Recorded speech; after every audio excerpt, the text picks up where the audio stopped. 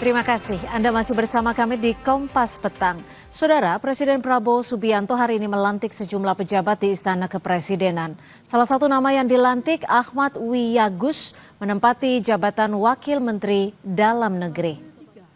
Mensesnek Prasetyo Hadi menjelaskan pelantikan Ahmad Wiyagus sebagai Wamendagri didasarkan pada luasnya wilayah Indonesia untuk memastikan pembangunan di sejumlah daerah berjalan baik. Sebelum menjabat sebagai Wamendagri, Ahmad Wiyagus pernah menjabat sebagai Kapolda Jawa Barat dan Kapolda Lampung. Sebelum pensiun, Wiyagus menempati jabatan Kabintelkam Polri. Selain Wamendagri, Presiden juga melantik Doni Oskaria sebagai Kepala Badan Pengaturan BUMN.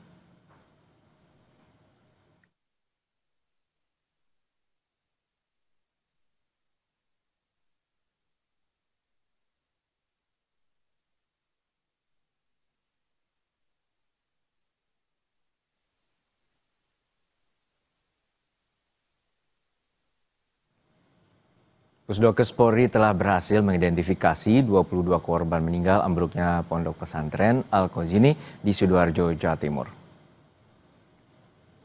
Hasil identifikasi sampel DNA akan diselaraskan dengan pemeriksaan jenazah korban yang kini berada di Rumah Sakit Bayangkara, Polda Jawa Timur. Pusdokes Polri telah menerima 153 sampel DNA.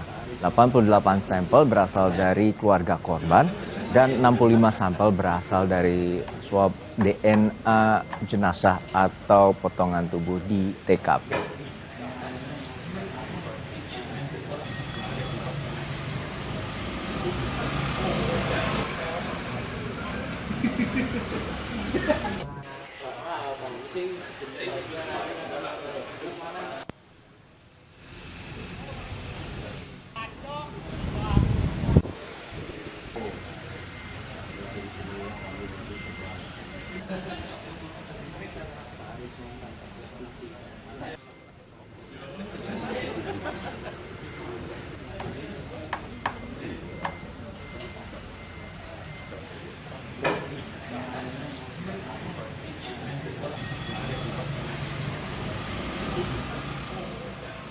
Dini hari tadi jenazah kakak beradik warga desa Karanggayam, Kecamatan Blega, Kabupaten Bangkalan, Jawa Timur tiba di rumah duka. Jenazah Muhammad Maulidi Hasani Kamil berusia 16 tahun dan kakaknya Muhammad Azam Albi berusia 17 tahun langsung dimakamkan.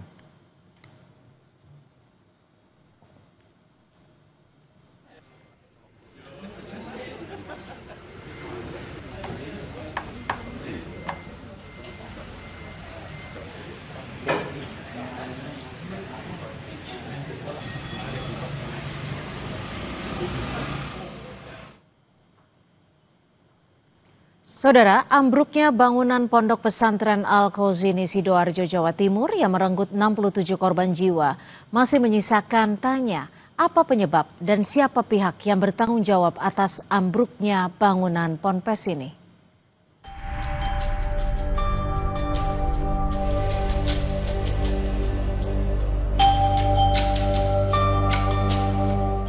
Kami mohon maaf yang sebesar-besarnya mewakili keluarga dalam, manakala kami belum bisa memberikan pelayanan kepada santri secara maksimal.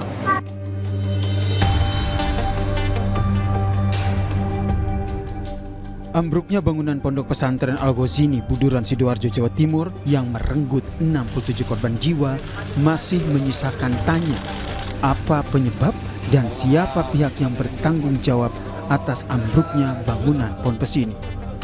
Keluarga dari salah satu korban meninggal dunia pun menuntut pertanggungjawaban pondok pesantren atau yayasan atas insiden ini. Keluarga juga mendorong digelarnya proses penyelidikan terhadap penyebab robohnya bangunan.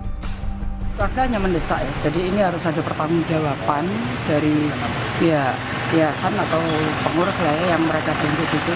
Jadi ini harus ada pertanggungjawaban dari yayasan atau pengurus lah ya, yang mereka tunjuk itu. Memang katakanlah ini kelalaian, tapi kan tidak bisa diabaikan begitu saja. Sebetulnya kan sudah jelas ya, itu ada ada pembangunan, renov atau apa dan masih basah pun dengan kering pun itu kan masih dalam proses, tidak boleh dilakukan aktivitas. Memang pun ada pemeriksaan ya secara objektif itu dilakukan saja. Kalau untuk keluarga hanya mendesak itu aja supaya ada pertanggungjawaban. Polda Jawa Timur telah memastikan berjalannya proses hukum terkait penyebab robohnya bangunan Ponpes. Polda Jatim akan berkoordinasi dengan Basarnas dan BNPB untuk mengusut penyebab ambruknya bangunan Ponpes. Kalau bicara penegakan hukum, sebagaimana yang sudah disampaikan oleh Bapak Kapolda, bahwa hal ini pasti akan tetap kita lakukan, ya. Namun tentu menunggu dari proses pembersihan, proses evakuasi seluruh korban ini berhasil dilakukan. Nah, informasinya tentu kami akan update, kami akan terus bersinergi terlebih dahulu dengan teman-teman yang ada di SAR gabungan.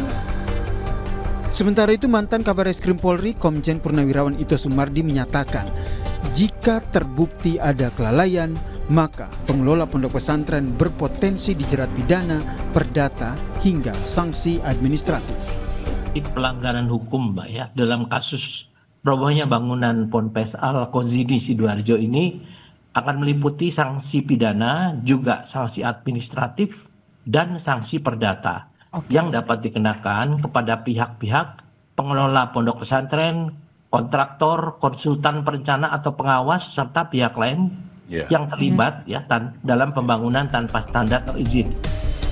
Tragedi ambruknya pondok pesantren Al-Ghazini Buduran ini pun menjadi pengingat tidak hanya bagi pondok-pondok pesantren, namun juga penyelenggara pendidikan lainnya agar lebih memperhatikan kualitas fasilitas maupun bangunan yang ada agar tidak ada lagi anak-anak didik yang menjadi korban. Tim Liputan, Kompas TV.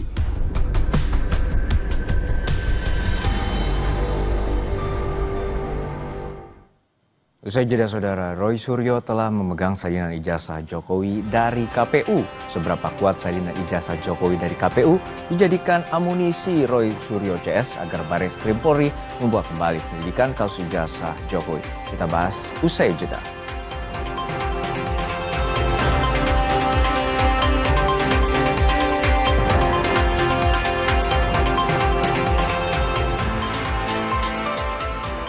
Kalau sugar dulu.